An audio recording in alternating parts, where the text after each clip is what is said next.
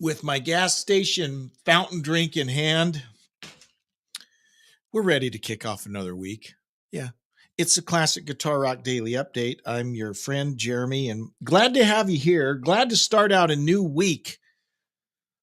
Let's rock. Okay, here's our first, the theme of the first few stories. They come from our box set file. I want to talk about box sets for a minute. Okay, there's this thing. I'm also kind of a comic book nerd. Any of you into comic books?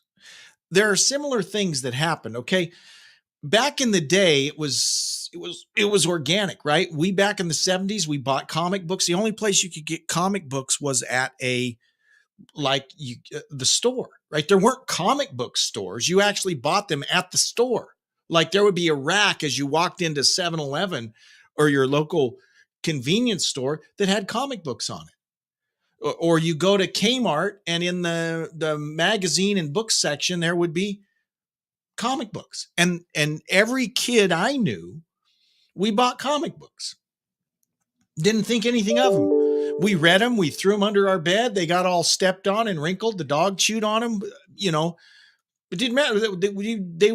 They cost 25 cents. I think when I started buying comic books, they were 25 cents, then 30 cents. And by the time I was done, they were like 45 cents. So then what happened is, why am I talking about comic? I didn't mean to go down this hole, but we started. So let's just keep going. Okay. So then what happens is,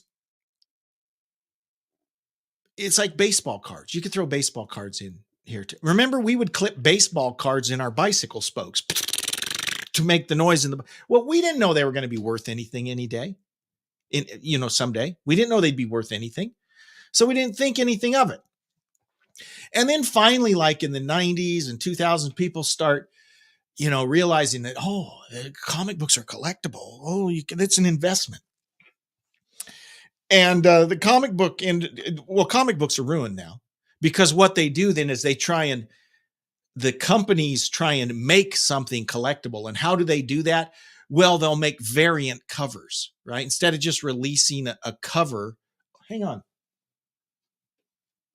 Okay, there we go. Instead of just, releasing a comic book, they release it with like 8 different covers, thinking that they'll be collectible for the different variants of the color of the covers. So it's this forced collector status, which is stupid. I mean, it's dumb. And then people will actually pay big money to send their comic book off to be graded, where they put it in this plastic hermetically sealed case so you can never open up and enjoy the comic book again. But you can show people, this is rated a 9.8. It's worth $400. Yeah, it's stupid. Well, music, the record companies have done the same thing, right? They started this box set thing, and they've been doing it for 20 years now, right? They release box sets. And again, it's just a ploy to get fat guys in their basement, I won't name any names, to fork out more money on music they probably already have. But what they try to do with most box sets is they'll throw in some extras. We'll throw in some demos in there. We'll throw in a mono version, right? They just dig up crap they can add to this box set. So said fat guy in his basement, I won't name any names, will feel like he can justify spending all this money for a box set. So box sets are a big deal. And then everyone has box sets. So I want to talk about 2 box sets that's coming out. The first one, Dokken released a box set last year. Okay, Jeff Pilson, bass player of Dokken, also bass player in Foreigner. He's a producer. He's in Machine. He's in Revolution Saints. He's one of these journeyman musicians. And I love Jeff Pilson. He's awesome, super talented. He ain't happy with the box set that Dokken released. He says, quote, okay, so the box set was called the Elektra Albums 1983 to 1987. So it included the band's first 4 albums, Breaking the Chains, Tooth and Nail, Under Lock and Key, and Back for the Attack. Pilson did not play on Breaking the Chains, by the way. That was Juan Crucier, who's actually in Rat. He plays on Breaking the Chains. A lot of folks don't know that. But here's what Jeff had to say about the box set. Quote, I was disappointed in the box set that came out last year. I just thought it was plain. There's no extras whatsoever. And see, that's corporate people making decisions not based on anything artistic or anything fan oriented. And that pisses me off, frankly. But he says, well, I would love for people to buy it. Of course, he makes a little money when they buy it. But he says, quote, it kind of pisses me off that they put out a product with so little thought behind it. I've got stuff. I'm cleaning it up. It's a family show. I've got stuff lying around that could have been great extra stuff. And I offered, by the way, and nobody listened. And that makes me angry. Then he says they didn't remaster the vinyl correctly. I would love to see it done correctly. And there are companies that do it, but now they're not going to be interested because it just came out. Okay. So he's not happy about that box set. And that's kind of the bigger thing that I was just ranting about, is that this idea, it's all money grabs, guys. It's all money grabs. Some box sets are great because you get some extra stuff. But in this case, it sounds like it's nothing. All they did was basically reissue the first 4 albums with no special stuff. And he's irritated by that. Here's another box set piece of news coming out. Not really a box. I shouldn't call this a box set. It's a re-release. It's a special commemorate. Same thing. Let's re-release this album. Again, nothing's changed. We might have tweaked the EQ a little bit, but there's a fat guy in his basement somewhere willing to fork out the money. I won't mention any names. Okay. Yes is re-releasing a limited edition, again, so you'll think it's collector's item. The album Talk. Now, Talk is one of these albums that a lot of the diehard Yes fans, maybe not big fans of. I love the Talk album. It might be one of my, but I'm a huge Trevor Rabin fan. Again, you've heard my thoughts on Trevor Rabin. Trevor Rabin, Yes, would have ended in 1980 without Trevor Rabin. That's a fact. That's a fact. They would have been done.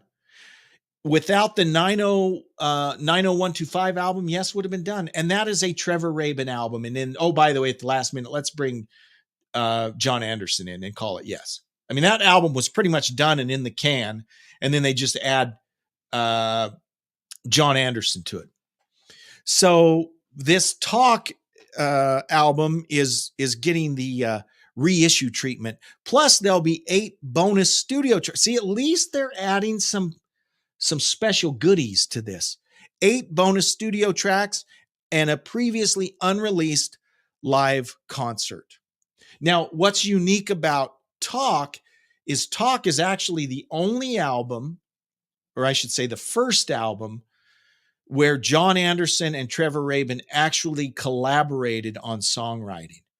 The previous efforts, 90125, I don't know that John helped write anything. He just kind of came in at the end. But Big Generator, they wrote separately, right? They both had ideas, but they'd kind of work on everything separately. Well, they actually collaborated on the Talk album. And I think the relationship between Anderson and Rabin is good, because remember, for a couple of years, they were touring as Anderson, Rabin, Wakeman. It was kind of there was competing Yes bands on tour. It was the ARW and the band calling themselves Yes at the same time. So I think the relationship is good between John and Trevor. But anyways, Talk is getting the re-release treatment as well, but it actually has more bonus stuff than, like, for instance, the Dokken box set. Michael Marullo is stopping by, checking in. Michael says, I had to buy a Black Sabbath set to get the Tony Martin years. It was affordable and practical because the Tony Martin years stopped being released. Very good point. On Friday, we talked about the Tony Martin box set, and that's a completely legit reason to buy it, because that's the only way you can buy it now, because the Tony Martin years they're out of print. You can't find them. On Spotify, I believe you can stream Eternal Idol and maybe Headless Cross, but you can't get the Forbidden and tier. There, you can't stream those on Spotify. Michael, by the way, thank you for chiming in. So yeah, this whole box set thing is an interesting thing, right? And everyone does it. It's just part of the marketing arm of the record companies. These box sets, these reissues, when in reality, they're just selling you stuff you already have. But we line up and we buy it. Hey, I'll buy that. We do it because, hey, it's on a different color vinyl. Or it's like the variant covers of comic books. Same thing. We're suckers. And I'm as guilty as the next guy. All right. On May 17th, AC/DC will kick off their first tour since 2016, and they've just announced the opening band for the European run. Have you heard of these guys? The Pretty Reckless? Not familiar with them, but the Pretty Reckless have been tabbed as special guests for the 21 dates of the tour. Apparently, the Pretty Reckless formed in 2009. They've released 4 full-length albums, and I guess they're really cool. So that's who will be opening for AC/DC on their upcoming tour that starts May 17th. Speaking of opening bands, another band I wasn't aware of. I got to check this out because it sounds intriguing, titillating. Acclaimed Mongolian metal band. They could perhaps be Mongolia's greatest metal band. It's The Who. Not that Who. The Who. H-U. The Who. The other Who, they'll be showing up later in the update. But The Who, H-U, will be joining Iron Maiden on all shows throughout North America. A Mongolian metal band. The Who comments on their social media, quote, Iron Maiden is the master of the masters of rock music. They are one of the biggest inspirations to us. The way that they create and perform their music is majestic, and we still remember the first time we heard their Trooper song and felt the deep energy behind each word. Something about their rhythm hits so close to home, and we can't wait to be on tour with them for the first time. America, we will see you very soon, and be prepared for the mind-blowing shows we will bring to you. The Who. H-U. The Who. There's an NPR story about The Who says, quote, a band from Mongolia that blends the screaming guitars of heavy metal and traditional Mongolian guttural singing. I don't know what that sounds like. What is that? What is that? But anyways, sign me up for The Who. H-U. They'll be opening for Iron Maiden. We talked about this last week. Remember Pattie Boyd? Awkward. Okay, so Clapton and George Harrison were best buddies. They're good friends. Harrison's married to Pattie Boyd, like 10 years, 67 to, yeah, like 10 years, 11 years they were married, from like 67 to 77, something like that. Well, the whole time Clapton's got the hots for Pattie Boyd. He's like sending her letters. He wrote a song called Layla about her. He wrote Wonderful Tonight about Pattie Boyd. So we already mentioned that she was auctioning off some of these steamy love letters from Eric Clapton. Well, she also sold the artwork for Layla, you know, the painting that's on Derek and the Dominoes. I can't show it to you because it's a podcast, but you're probably all familiar with it. It's the cover of the 1970s Layla and Other Assorted Love Songs by Derek and the Dominoes. So Clapton bought that original artwork from the son of the guy who painted it, and then he gave it to George Harrison. And then, well, yeah, George, I'm having a fling with your wife, but here's a painting for you. Well, then when George gave that to Pattie Boyd, here's the thing. Over the years, it seems like they were all okay with it. Awkward. Anyways, she auctioned that painting for $2.5 million. So between that painting and the steamy love letters and some other memorabilia, She got a total of 3.6 million for her auction last week. So the Layla painting, the letters from Clapton, all of that, it's all been sold. She made 3.6 million. Before their split, they divorced in 77, Harrison and Pattie Boyd. But before their split, Clapton attempted to woo Boyd away from Harrison. Despite the two guitarists being friends, among the sold items was a 1970 letter to Boyd from Clapton, which read, "Dearest L, it seems like an eternity since I last saw or spoke to you. If there is still a feeling in your heart for me, you must let me know. Don't telephone, send a letter." That's much safer, because I don't want George to give me the El Kabong over the head with a Les Paul. Okay. Whew. Okay. Guys, we've got an opportunity to talk about our love for the awesome Rock and Roll Hall of Fame. What am I talking about? We hate the Rock and Roll Hall of Fame because it's a big steaming pile of poop. But here's an opportunity to talk about it. Rick Emmett of Triumph, he believes Triumph has never gotten serious consideration for the Rock and Roll Hall of Fame due to a lingering huge prejudice against bands like his. He says, quote, "In the United States, the Rock and Roll Hall of Fame, politically, we were on RCA Records, which was of the 7 major labels, they were number 6. And then we sued them and we lost. And then we moved to MCA and they were the 7th largest. They were the smallest and they had the least impact of all the labels," Emmett explained. Quote, open quote, "So voting wise, we were never that big. We didn't sell enough records. We didn't have enough of a commercial industrial kind of impact to have it be the people go, oh yeah, well, I remember when they went quadruple platinum. We never did go quadruple platinum. We struggled to get hold of a platinum. And it would eventually happen with some of the records, but not very many of them.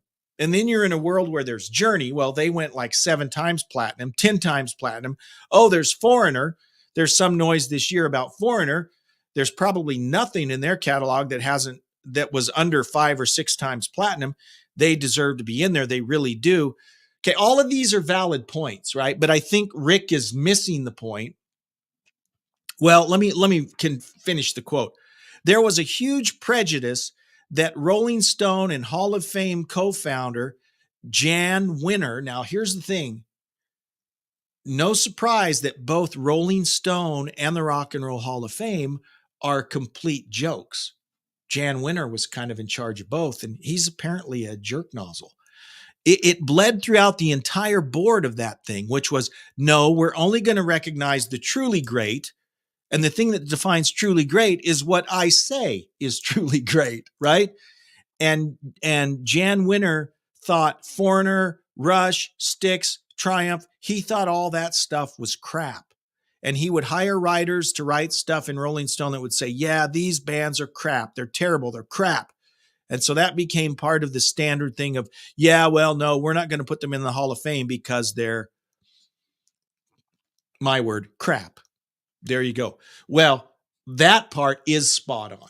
And what I was going to say, what Rick Emmett is missing in his analysis is the fact that the Rock and Roll Hall of Fame and Rolling Stone are complete jokes run by people who think they're smarter than everyone else, right? When in reality, they're dork ratchets. Okay.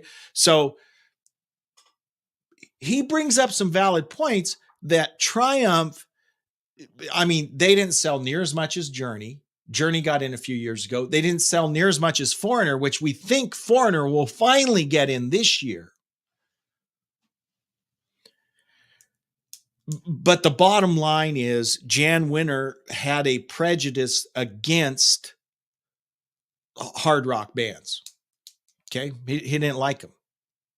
That's why Styx isn't. And the idea that Styx and Foreigner and Boston and Kansas are in there, that's just ridiculous. Just super ridiculous. Now, if the Rock and Roll Hall of Fame was legit, based on the points that Rick Emmett said, maybe you could justify them not being in there. Maybe. Personally, I think they should be. But yeah, they're not on the same level fame-wise. It is the Rock and Roll Hall of Fame, so Fame is a component. They're not on the same level fame-wise as some of these other bands mentioned, many of which are still not in the hall, by the way. Styx, okay, Foreigner, Kansas, Boston, Bad Company.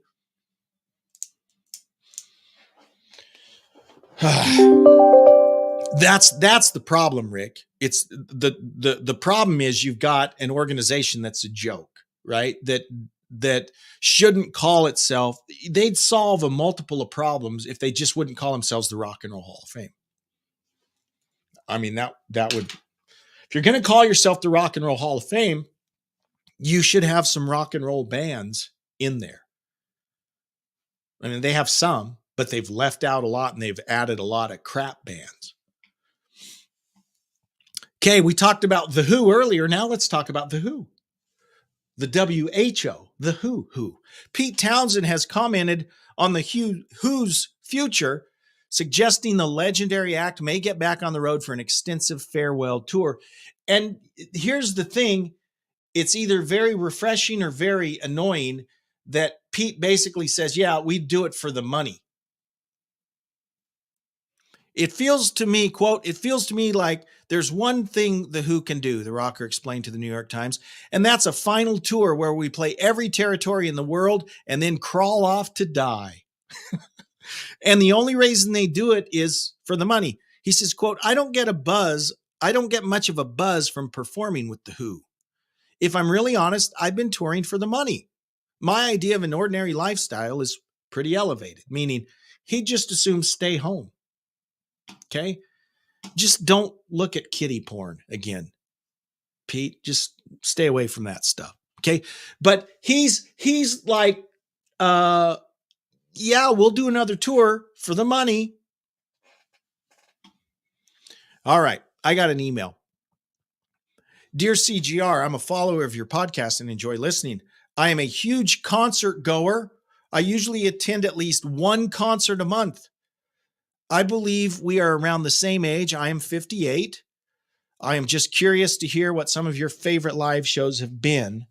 Thanks for keeping the classic rock flag flying. Nasty Nick Harbertson. Nick, thank you.